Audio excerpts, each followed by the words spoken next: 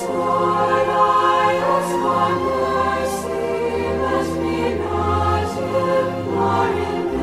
mapagpalang araw sa inyong lahat, mga minamahal kong katanglaw, kayong mga patuloy na sumusubaybay at tumatangkilik sa palatuntunan ito, ang Salitang Law, ang pagninilay sa salita ng Diyos, nagbibigay tanglaw sa ating buhay. Tayo po ngayon ay nasa araw ng Huwebes sa huling paghahapunan ng ating Panginoong Hesus. At ang ating pumabuting balita ay mula po kay San Juan, Kabanata 13, mga talata 1 hanggang 15. Sa pagdiriwang natin sa hapong ito o sa iba sa gabing ito, sinisimulan natin ang Paschal Triduum o ang dakilang pagdiriwang at paggunita sa pagpapakasakit, pagkamatay at muling pagkabuhay ng ating Panginoon. Ito ang sinasabing pinakamataas na liturhiya, pinakamataas na pagdiriwang sa ating simbahan. Ngayong Huwebes Santo, babalikan natin ang tagpo ng huling hapunan ni Jesus. Isang pagsasalo na dapat ay pasasalamat sa pagkakaligtas ng Diyos sa mga Hudyo mula sa Ehipto noong panahon ni Moises. Subalit, dito, nagtagubilin at nakabiling si Jesus sa kanyang mga alagad dahil nalalapit na ang pagdating ng takdang oras na iaalay niya ang kanyang sarili, ang kanyang buhay para sa katapusan ng lahat. Inihabilin niya ang dalawang bagay, ang paglilingkod at ang pagmamahal.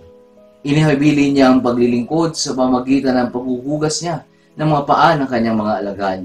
Inihabilin niya ang pagbabahagi ng pagmamahal sa pamamagitan ng pagbibigay ng tinapay ng buhay at ng kalis ng kaligtasan.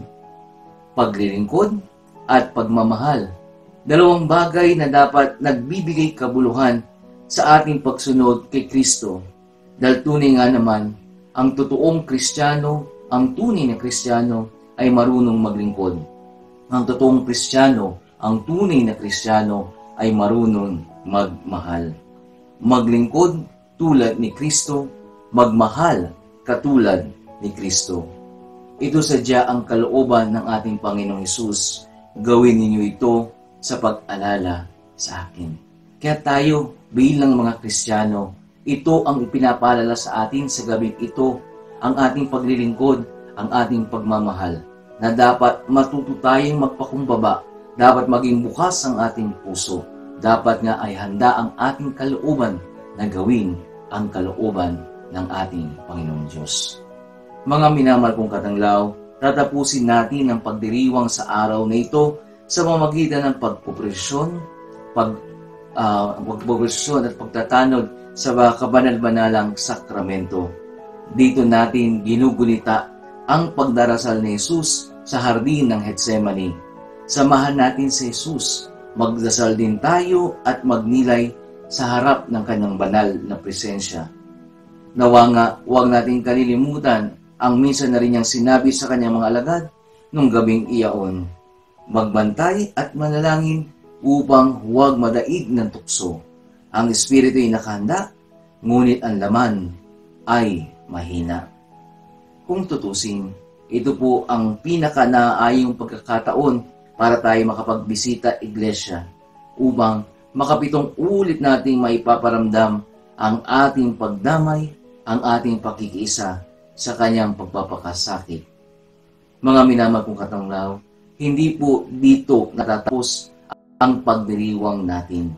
Ipagpapatuloy natin bukas ang pangalawang bahagi ng Paschal Triduum sa pagdiriwang natin ng Biyernes Santo ng pagpapakasakit ng Panginoon, kung saan ay ating bibigyang parangal ang krus ni Jesus, kung saan tayo ilalapit sa kanyang krus upang tayo magpasalamat sa dakilang pagmamahal na kanyang ipinaramdam sa pamamagitan niya ng pag-aali ng kanyang buhay, sa pamamagitan ng paglalaan niya ng kanyang sariling mabayubay at mamatay sa krus. Dito nga natin at harinawa nga sa mga araw nito, Huwebes Santo, Biyernes Santo at Sabado de Gloria, ay tunay nga nating mapanariwa at mapalalim pang lalo ang ating pananalig, ang ating pananampalataya sa ating Panginoong Hesus. Pagpalain nawa tayong lahat ng buong may kapal.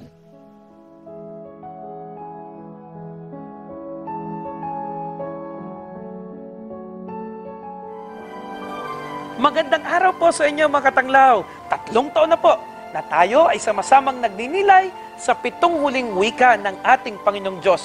At ngayong taon ng mga kabataan, samahan niyo po kami at ang mga 7 kabataang naghahangad na maglingkod at sumunod sa ating Panginoong Diyos sa kanilang madamdaming pagninilay sa mga 7 huling wika ng ating Panginoong Diyos. Ngayong Biyernes Santo po, April 19, sa ganap na ika-10 ng umaga, live na live po tayo sa ating Facebook account, Salitang Law. Sama-sama tayong magnilay sa salita ng Diyos at ito'y maging gabay sa ating isang banal na pagdiriwang ng Semana Santa.